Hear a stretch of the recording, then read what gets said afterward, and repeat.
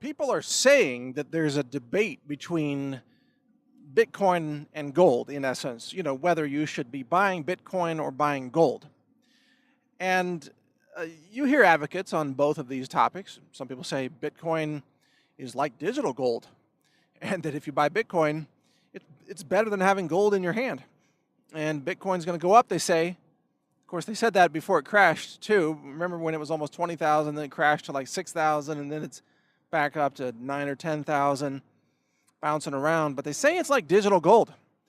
And then there are gold people who say, no, physical gold is the answer. You need to own gold, or even maybe a combination of physical gold plus some gold mining stocks, like Peter Schiff says. Well, there's something being left out of this debate that you need to understand, that you need to think about. And then I'll tell you my position on all of this.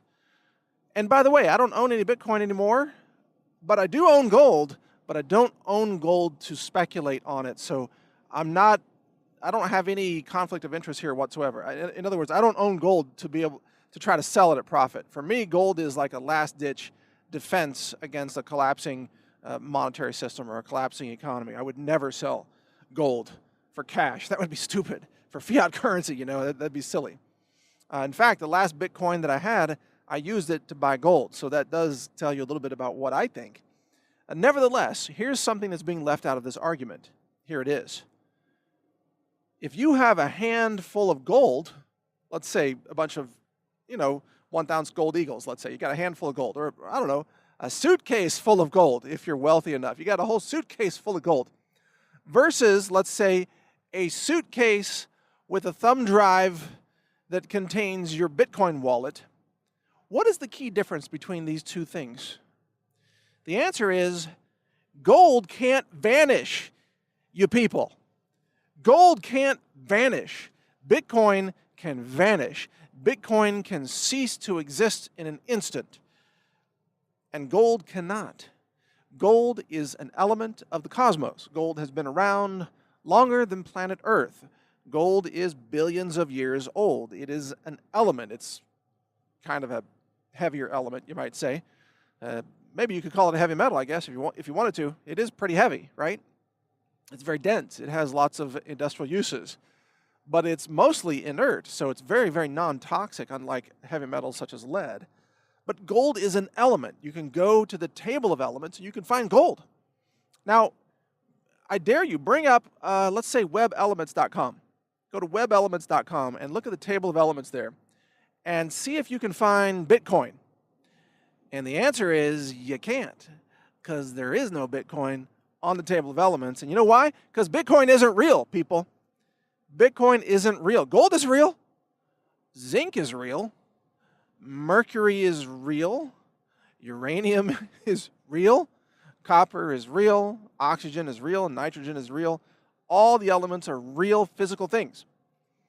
And by the way, you can't just burn gold and turn it into something else. I dare you to try it. All you'll do is you'll have melted gold. You can't even burn gold. If you have gold in your house and your house burns up, where does your gold go? It just melts into a pool of gold, which is still gold, still fully valuable as gold, by the way.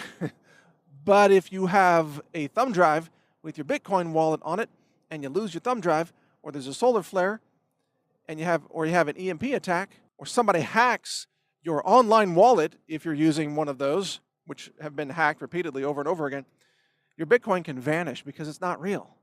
It doesn't exist.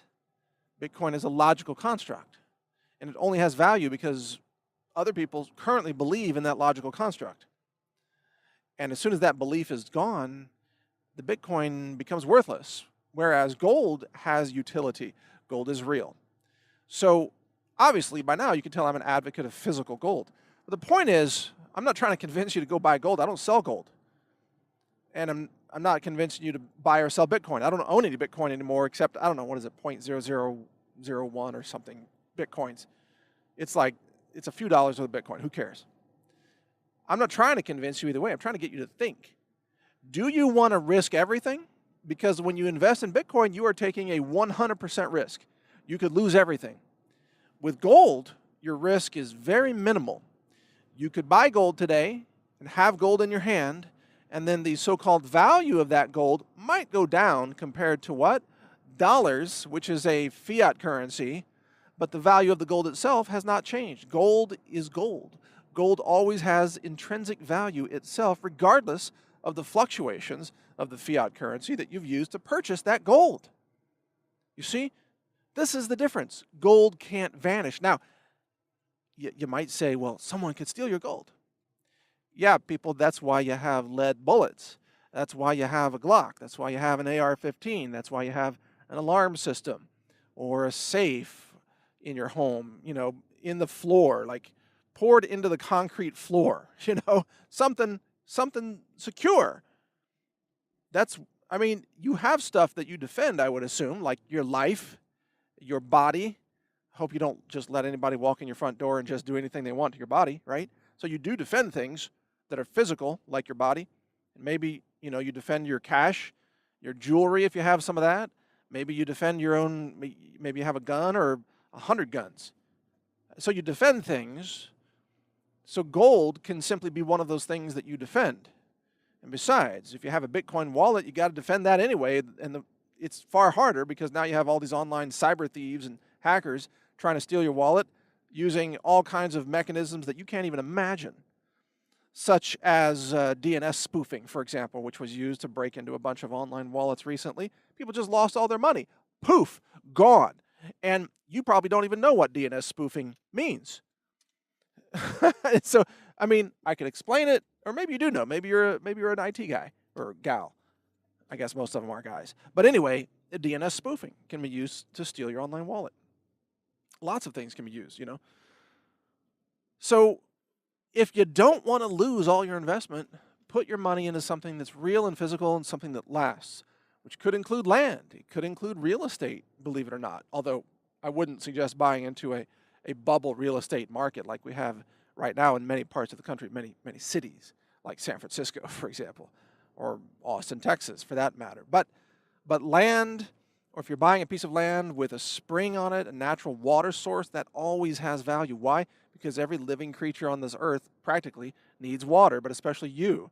Humans need water. Ranch animals need water. Crops need water. Does water have value? Absolutely, H2O. And you can find hydrogen and oxygen on the table of elements, unlike Bitcoin, which isn't on the table of elements. Precious metals, rare earth elements, dysprosium, for example. Why is dysprosium so valuable? Gallium, whatever the rare earth element is, why is it so valuable? Iridium, because you can't make them. You can't just make iridium. Did you know that? Have you ever tried to make iridium? You can't do it. These elements come from exploding stars. That's how gold is made, by the way. Gold is manufactured from exploding stars. You can't make gold. No one's figured out how to do it. All the alchemists from the last few centuries failed. They were trying to make gold out of lead. Couldn't do it. If they did, if they figured out how to do that, gold would be worthless because anybody could add to the supply, just like Bitcoin. Anybody can add to the supply at any time because the Bitcoin community can one day just decide, oh, we're not going to have a limit anymore. We're not going to stop at 21 million coins. We're going to just do 1 billion coins because they want to keep it going. Gold has natural intrinsic scarcity that Bitcoin doesn't. Bitcoin's scarcity is just a temporary logic agreement that can be changed at any time, which has happened already, hence the forking of Bitcoin. Forking is changing the software, and they could fork out a whole new kind of Bitcoin that has no limit on the number of coins that can be mined. So there's no scarcity, really. Not a scarcity that's enforced by the laws of physics, that's for sure. Gold has scarcity enforced by the laws of physics. Unless you can build an exploding star in your basement, which, by the way, if you can, I think North Korea would love to talk to you. But if you can't make gold. You don't know how to make gold. Nobody does. It's not possible. And I got to add, lastly here, the Bitcoin community has gone to great lengths to use confusing terms that are misleading deliberately, like Bitcoin mining, for example. You're not mining anything, but they use the word mining because it sounds similar to the way gold is mined. So people think mining is discovering something that's already there. Well, Bitcoin mining is no such thing. It's just a mathematical, a computational difficulty test, a proof of doing pointless computations and burning enormous amounts of electricity and using enormous amounts of computational power, GPUs and CPUs, for no purpose other than to be assigned a virtual a value on a shared online spreadsheet called the blockchain. These computations have no practical purpose. They don't benefit the world in any way. In fact, they pollute the world. Mining Bitcoin pollutes the world. It burns electricity. It generates excess heat. It uses coal-fired power plants in terms of the electricity usage, which emit mercury and other pollutants into the air. Bitcoin mining is destructive to the ecosystem, and it's pointless. It was only put in place to slow down the claiming of coins. That's its only purpose, to create artificial scarcity by forcing people to engage in computational nonsense. It has no purpose whatsoever other than just to slow down computers. But gold is real. When you're mining gold, you're actually finding it in the ground. You're separating gold from other elements in the ground, separating it from dirt, separating it from aluminum, separating it from anything that it's bound to in the ground, magnesium, lots of things, carbon-based molecules, lots of things. So mining gold is actually achieving something. You're finding gold and isolating it and purifying it, in essence, and making it available for many uses, including monetary use as well as industrial uses. But mining Bitcoin is a pointless exercise that has no practical utility in the real world. So bottom line, if you want to risk everything and you love the idea of maybe losing your entire investment, buy Bitcoin. Because there might be more upside. You might find a sucker who will pay more for Bitcoin than you did. Although you have to time it just right in order to make that happen.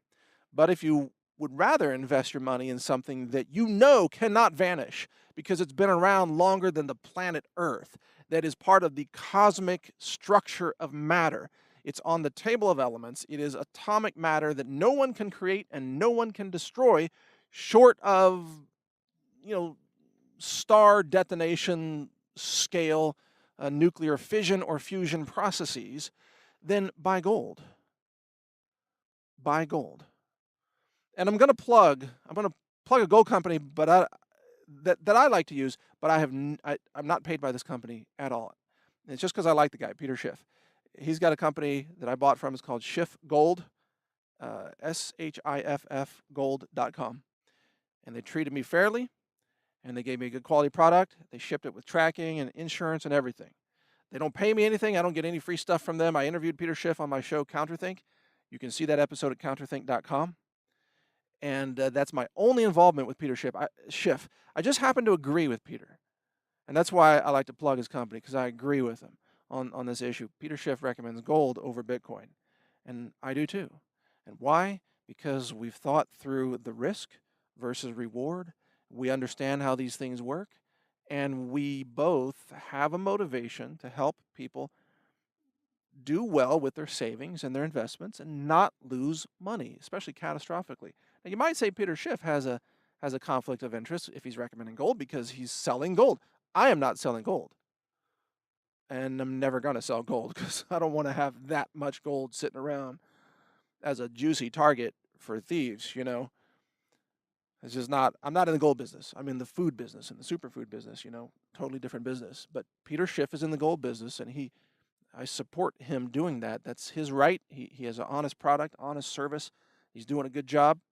He's helping people get squared away with some gold that they need. So, support Peter Schiff or whoever else you trust. I mean, just look at gold. Get some gold. Silver might be a better buy right now. You should look at silver too. A lot of people are selling silver. Frankly, copper is probably a good investment if you want to get into the rare earth metals and look at commodities. Copper is incredibly valuable, obviously used in electrical infrastructure. There's also platinum, and there are other, rare earths, like I mentioned, iridium and many, many others that are extremely valuable. And let me just mention this lastly, and then I'll sign off here. the future of mining these rare earth metals is going to be mining landfill.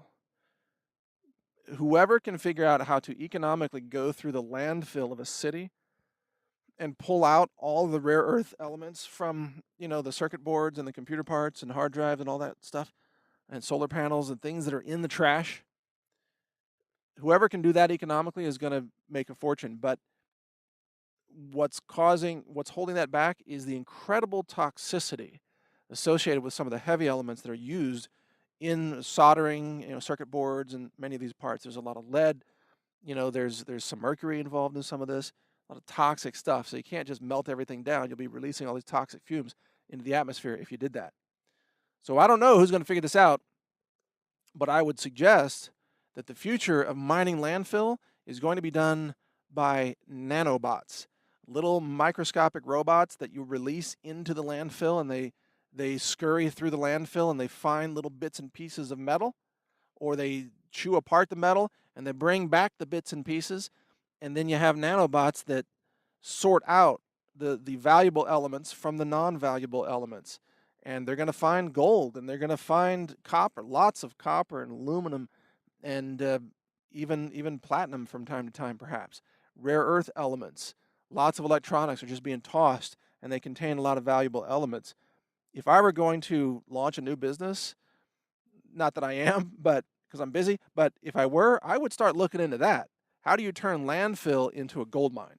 You see, because there's value there. It's in the landfill. All these valuable elements are sitting right there, but no one's figured out an economical way to extract the valuable elements from them. That is a literal gold mine, and every city has one. Every town has one. There is money just waiting for you, not just in the landfill, but even in the biosludge, by the way. You can mine human sewage, believe it or not, for gold and silver and other valuable elements. There's a study in Japan where they showed that this could be done. Again, a pretty dirty business to be in, but if somebody can figure it out, it's a gold mine. It's truly a gold mine. So there you go. Those are my thoughts on gold and Bitcoin, rare earth elements, and some other topics as well. Thank you for listening. Check out my new show, Counterthink. It's at counterthink.com. And you can hear my podcast at healthrangerreport.com. Mike Adams here. Also check out my main website, newstarget.com, and I've got naturalnews.com. Thanks for listening. Learn more at healthrangerreport.com.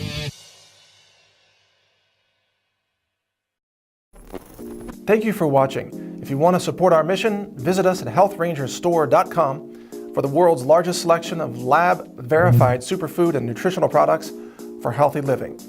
It's at healthrangerstore.com.